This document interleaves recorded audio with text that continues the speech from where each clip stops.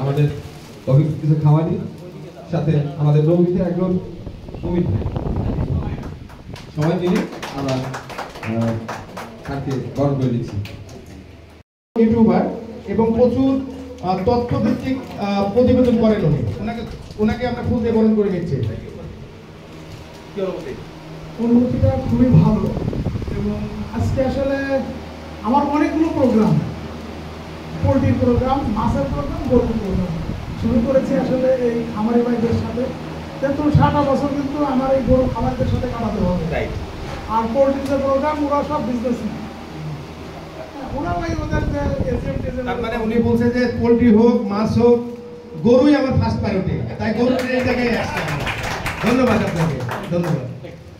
আমরা যে খামারটা করতেছি এই বাউন্ডারির বাইরে একটু চিন্তা ভাবনা করার জন্যই আমি এই একটা স্লাইড দেখাবো। প্রোগ্রামটা নলেজ শেয়ার দেওয়ার অর্থ হলো আমরা কিন্তু শুধু পিকনিক করার জন্য গল্প করার জন্য আসি নাই। আমরা যে সময়টা দিয়েছি সারাদিনের জন্য একটা ভালো এক সময় ইনভেস্ট করেছি, অর্থ ইনভেস্ট করেছি। আমরা শুধুমাত্র এখানে যারা আছি ম্যাক্সিমাম খামারি আমরা হলো ডেইলি এবং ফ্যাটারিলি আমরা চিন্তা করি একটা নির্দিষ্ট কি আমরা খামার করব, খামার মানে খামার ব্যবস্থাটা মানে আমরা ধরে নিয়েছি গরু দিয়ে শুরু করব, গরু দিয়ে আমাদের লাভ, গরু দিয়ে করলে আমার অনেক প্রফিট হবে, গরু খুব সহজে লালন পালন করা যায়।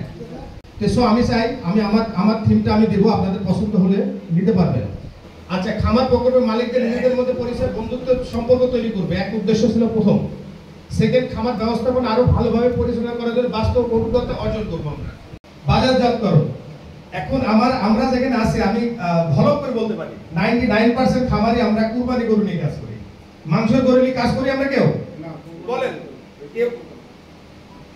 কেউ কি মাংস গরু নিয়ে কাজ করে? স্যার বুঝেন কিন্তু একটা লোকও নেই যারা মাংস উৎপাদন করে মাংসের গরু মার্কেট করি আমরা এই জায়গায় না কুরবানি গরু। কুরবানি গরু যদি আমরা করেই থাকি তাহলে মার্কেট কোন দিক যাবে, কোথায় যাবে, কার কাছে কি অবস্থা আছে, এটা আমাদের ডিসকাশনের ইস্যু। কিন্তু আমরা এমন ভাবে করতে পারি যাদের মার্কেটিং এ ঢাকা শহরে মার্কেটিং এর ক্যাপাসিটি ভালো, আমরা একটা প্ল্যাটফর্ম হতে পারি, একটা নির্দিষ্ট ফার্মকে ছেড়ে দিতে পারি। যারা গরু সারা বাংলাদেশে খামারে আসছে যারা তারা গরু সেল করতে পারবে না, তারা 10-15 দিন পর তাদের রাখাল দিয়ে তারা নিজে এসে এই জায়গাটায় গরু নিয়ে আসবে। চললো, আমার ব্যান্ডে অসুবিধা নেই, নবিতা ব্যান্ডে বিক্রি করার অসুবিধা নেই, অথবা ভাই ব্যান্ডে বিক্রি করেন, পয়সা ব্যান্ডে বিক্রি করেন, কোনো সমস্যা নেই। আমার প্রস্তাব এটা, আপনার গরু আপনি বিক্রি করবেন, আমি আপনাকে হেল্প করবো। কেন হেল্প করবো? আপনি খামারে এই কারণে হেল্প করবো। কেন হেল্প করবো? আমি যে কষ্টে আছি আপনি সেই কষ্টে আছেন বিধায় আমি আপনাকে হেল্প করবো। কেন হেল্প করবো? আমি এই সেক্টরের সব থেকে ভালো কিছু করার জন্য, এই কারণে আপনাকে হেল্প করবো। কেন হেল্প করবো? আমি না, আমি আমরাতে থাকতে চাই। আবার বলি, আমি একা না, আমি আমরাতে থাকতে চাই। মানে আপনারা আমরা সবাই মিলে একসাথে হয়ে কাজ করবো, পারস্পরিক যে সহযোগিতা, সেই উদ্দেশ্যে কুরবানি গরুর সময় আমরা আরেকটা প্ল্যাটফর্ম করবো। যাদের কুরবানি গরু বিক্রি করার সমস্যা মনে করে, যারা বিক্রি করবেন করবেনই, কারো যদি বলে যে অনেক বড় একটা গরু করে ফেলছে, সে এক ময়মনসিংহের বা একটা দূরের একটা খামারি, তার ওগুলো ভালো পাচ্ছে না। আমার যদি খামারের স্পেস থাকে তাকে টাকা দিয়ে দেবো যে ভাই তুমি রাখাল নিয়ে তুমি নিজে আসে গরুটা ভেজা আমার কাস্টমার আছে দেখে বিক্রি করে নিয়ে যাবো। এর জন্য আমাকে একটা টাকা দেওয়া লাগবে 5-6 হাজার, তোমার ম্যানেজমেন্টে তোমার খরচ তুমি করে দেবে, খাবার নিয়ে এসে বিক্রি করতেই পারি। কিন্তু আমরা এটা এবার আমি বলি আমার খামারের ক্যাপাসিটি 120টার মধ্যে, আমার গরু আছে 50টা বা 60টা হবে, আমার তো 50টা গরু জায়গা আছে রে ভাই। আচ্ছা, আমার খামার না দিয়ে একটা ফাঁকা জায়গা আমি ব্যবস্থা করে দেবো ভাই। আপনার 10 জন 100টা গরু নিয়ে আসেন, 100টা গরু রেখে বিক্রি করবেন ঢাকা শহরে, মধ্যে একটা জায়গা করে দেবো। কি দেবেন ভাই? সম্ভব না? সম্ভব। যে দামটা ঢাকা শহরে পান সেটা আসলে ঢাকার বাইরে পাওয়া যায় না, পাওয়া যায় না। হ্যাঁ, এই হলো ব্যাপার। এরপরে যাই মূল পয়েন্টে আসে, নিজেদের মধ্যে একটি সময় ভিত্তিক এগুলো ব্যবসা পরিচালনা করা। ইনভেস্টমেন্ট একটা কোম্পানি আকারে পুরো সেক্টর নিয়ে কাজ করার অভিপ্রায় নিয়ে শুধু খামার না, আমি এর সাথে অনেক প্রোডাক্ট অ্যাড করতে পারি। আমি অ্যাড করতে পারি গরু, মুরগি, মাছ, আমি সবজি, আমি ভুট্টা আবাদ করতে পারি, আমি ঘাস উৎপাদন করতে পারি, গরু দানাদার খাওয়া করতে পারি, আমি সাইলেজ করতে পারি। টোটাল বিজনেসটাকে আমি একটা প্ল্যাটফর্মে নেব, কিন্তু বিজনেস যার যার তাড়াতাড়ি থাকবে, তার ইনভেস্ট করে যায় ভাগাভাগি হয়ে যাবে এটা। কিন্তু একটা গ্রুপ অফ কোম্পানি বা একটা লিমিটেড কোম্পানি দাঁড় করাবো। কত টাকা লাগবে? বেশি টাকা না। কিন্তু দেখেন 20 জন মানুষ যদি একসাথে হন 20 লাখ টাকা, আমরা তো কোটি টাকা ইনভেস্ট করছি, 20 লাখ টাকা করে আপনারা দেন, 4 কোটি টাকা উঠে গেল। 4 কোটি টাকা দিয়ে কিন্তু এমনও জায়গা আছে এখনো একটু শহরের বাইরে যদি চিন্তা করি, তাহলে আপনি প্রায় 50 বিঘা জমি কেনার পরেও কিনবেন, আপনারা কেনার পরেও একটা খামারকে প্রতিষ্ঠিত করার জন্য যা যা লাগবে এটা হয়ে যাবে। কি ওগুলো হবে না? হবে, হবে কিন্তু এটা। তাহলে এই যে 10 জন বা 20 জন মানুষের মধ্যে কি আছে? আমি মার্কেটিং, সারাজন মার্কেটিং জব করছি, কর্পোরেট জব করছি। মকুল ভাই ইঞ্জিনিয়ার মানুষ, তার মাথায় ইঞ্জিনিয়ার। আমার ব্যাংকার আছে মুশফিক ভাই। তারপরে ধরেন মনে করেন এখানটায় সোহেল ভাই আছে এখন বর্তমানে আইটি সেক্টরে। আমার এই নিজের চেষ্টায় উদ্যোক্তা। এই ধরনের আরেকজন পুলিশ আছে একজন। এই ধরনের মানুষ যখন এক জায়গায় এক প্ল্যাটফর্মে আসবো আমরা, তখন কি হবে? বেসিক্যালি শুধু ইনভেস্টটা এক জায়গায় গেল, সেটা ঠিক আছে, কিন্তু এই 10টা বা 20টা আইডিয়া কিন্তু এক জায়গায় আসলো। এবং আপনি এই টোটাল ব্যবসা থেকে ব্যবসাকে, আমি কিন্তু বেশি চলে যাচ্ছে এখানে, একটু বিস্তারিত আলোচনা আছে পিছনে, তারপরে একটু করে যায়, সে টাইম কম। যখন টোটাল ব্যবসাটা একটা প্রফেশনাল মানুষ দিয়ে পরিচালনা করবো, বোর্ড অফ ডিরেক্টরের ডিসিশন অনুযায়ী, এবং এখানটায় এমডি বলেন, চেয়ারম্যান বলেন, ডাজন্ট ম্যাটার, এটা আসলে যেভাবে সিস্টেমে আসে সেভাবে আসবে। 100% দুধও যারা বাকি দেয় সেটা আলাদা জিনিস, কিন্তু দুধও নগদ, মাংস গরু নগদে বিক্রি করি, খাওয়ার নগদে বিক্রি করি, এভরিথিং নগদ ছাড়া কোনো কিছু নাই। এরকম একটা ক্যাশ কাউ একটা সেক্টরে যদি সবাই একসাথে হয়ে সবার মাথা, আমার লাভ কোনটা? আমার লাভ হলো এই 20 জনের যে ব্রেনটা, এই ব্রেনটা এক জায়গায় চলে আসবে। কিন্তু আমাদের প্রফিটের জায়গাটা, যেমন আমি আজকে একটা গরু অসুস্থ বা একটা গরু খাওয়ার নাই, বা একটা গরুর ম্যানেজমেন্ট প্রবলেম হচ্ছে, রাখাল পাচ্ছি না, এইগুলো তখন এককভাবে ভাবতেছি। আমি এখন এই মুহূর্তে এককভাবে ভাবতেছি।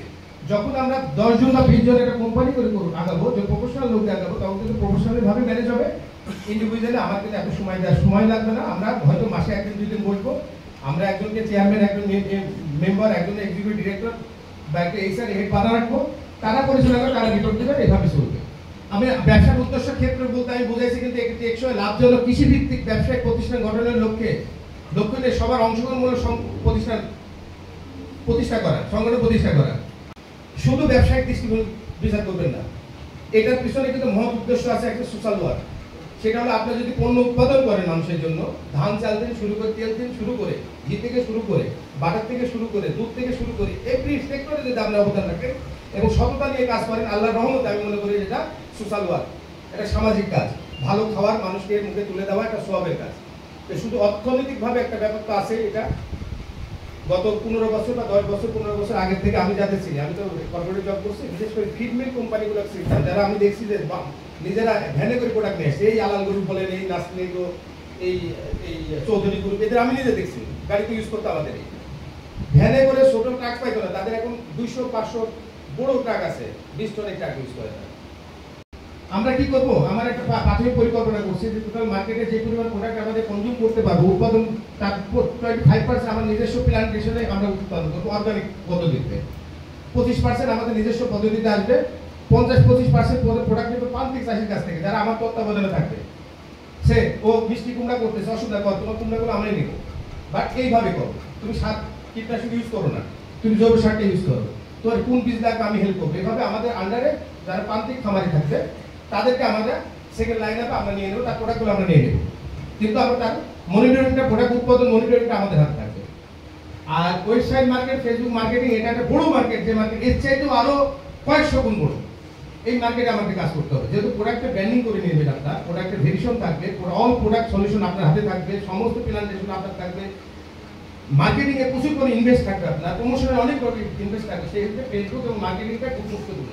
আমরা কর্পোরেট অফিস এবং B2B মার্কেট প্ল্যান করতে হবে। কর্পোরেট অফিস মানে কি? দেখবেন কর্পোরেট অফিসার বড় বড় চাকরি করে, যেমন সিও লেভেলের, জিএম লেভেলের, ডিজিএম লেভেলের মালিক পক্ষ, সে এদের কিন্তু দুইটা হাউস থাকে। একটা হলো এমপ্লয়ীদের কিন্তু 800, 200, 500, 1000, 2000 এমপ্লয়ী খাওয়ার ব্যবস্থা করে, ওদের একটা কিচেন থাকে। এই ভদ্রলোকের বাসায় কিন্তু স্মার্ট লোক দিয়ে যদি মার্কেট করেন, বাসায় যে প্রোডাক্টটা লাগে সেই প্রোডাক্টটা কিন্তু আপনি ওই জায়গা থেকে কন্ট্যাক্ট করে তার বাসায় কিন্তু আপনি গাড়িতে পুষিয়ে দিতে পারবেন। তাহলে কর্পোরেট মানুষ কিন্তু মিরপুর 1 বা মোহাম্মদপুর কাঁচা বাজারে সহজে যায় না, ভাই শুক্রবার হয়তো সবাই বাজারে যায় না। যদি আপনি কনফিডেন্স গ্রো করতে পারেন যে এই জায়গাটায় আমার যে জায়গাটা যে সাপ্লাইটা দিচ্ছে, আমরা নাম দিচ্ছি কি দিচ্ছি না, এটা এগ্রোমার্ট আগে পাশে কিছু বসাবে না, আমি মোটামুটি এগ্রোমার্ট দিচ্ছি বা টোটাল এগুলোকে একটা জায়গায় নেওয়ার জন্য। এগ্রোমার্ট এমন একটা কোম্পানি যে কথা বলে, যে প্রোডাক্ট দেয়, সেই প্রোডাক্টের উপর 100% ট্রাস্ট করতে পারি। এইটুকু যদি আমি ডেভেলপ করতে পারি, আপনার অর্ডার নেওয়ার জন্য কারো কাছে ঘোরা লাগবে না, আপনার কাছে লোক ঘুরবে। মানুষ এখনো ভালো প্রোডাক্ট চায়, টাকা দিয়ে কিনতে চায়, কিন্তু আপনি ভালো প্রোডাক্ট দিবেন এটা প্রমাণ দিতে হবে। আপনাকে প্রমাণটা কন্টিনিউ করে যেতে হবে। সুপার শপের সাথে সরাসরি আমরা বিজনেস করতে পারি, যদিও এখানটাই বাকি দেওয়া লাগে। আর ঢাকা শহরের প্রাইম লোকেশনে 8 থেকে 10টা শোরুম ওপেন করে দেন। আমি প্রথম বলছি একবারে এইভাবে যদি স্টেপ বাই স্টেপ যদি আমরা আগে যাই, প্রথমে যে দুটা প্রোডাক্ট নিয়ে কাজ করতে চাই, প্রথম এক আর দুই নিয়ে যদি কাজ করতে চাই, তাহলে ফিল্ড লেভেলে আমার খুব একটা না 3 পর্যন্ত কাজ করতে পারি প্রথমে, ঠিক আছে। এরপরে যদি আমাদের স্ট্রেংথ অনেক বেশি হয়, তাহলে ভালো হোটেলগুলো আমরা সাপ্লাই দিতে পারি। প্রপার ওয়েতে বিল্ড আপ করার, প্রতিষ্ঠা করার পরে আমরা যদি স্টেপটা নিতে পারি, তাহলে আমার মনে হয় এই সেক্টরের কাজ কিন্তু অনেক দূর করা যাবে। এবং আমাদের যে অভিজ্ঞতা, আমাদের পোর্টফোলিও, আমার গরু খামারের যে অভিজ্ঞতা, আমাদের মৎস্য চাষের অভিজ্ঞতা, বাই প্রোডাক্টের অভিজ্ঞতা, ব্যাংকিং এর অভিজ্ঞতা, ইঞ্জিনিয়ারিং সেক্টরের অভিজ্ঞতা, সব অভিজ্ঞতা নিয়ে যদি আমরা এক জায়গায় দাঁড়াতে পারি, তাহলে একটা ভালো কিছু করতে পারবো। এটা মনে করি আপনি একা কন্ট্রিবিউট করতে পারবেন না। আপনি নর্থ বেঙ্গল, সারা বাংলাদেশ, সারা ঢাকায় কন্ট্রোল করতে পারবেন না। আপনি একটা পোর্শন করতে পারছেন, হয়তো বাড্ডা করতে পারছেন, গুলশান করতে পারছেন, কত কথা, কিন্তু আমি মোহাম্মদপুর ধানমন্ডি করতে পারেন নাই।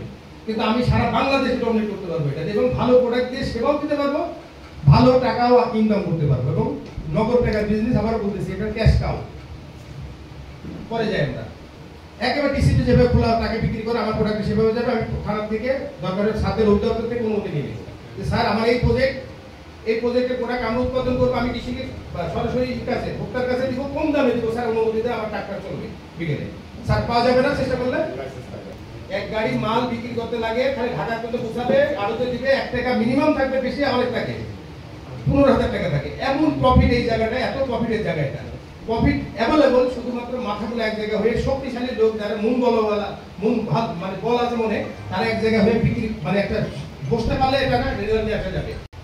এগুলো নিয়ে কাজ করা হচ্ছে সম্মান, সত্য কথা, আমি প্রাউড ফিল করছি। এটা কি বলে এটা না ভাই আসেন, পরে কক্সিটি ভিতরে ঘোরাটা দেখা বলে যে বিজনেস হিসাবে থ্যাংক ইউ। শেষ করছি একেবারে। আমি আসলে কথা বলতে পারি কিনা পারলাম কি জানি না, বাট আমার ভাবনা এটা আমি একা কাজ করতে চাই না।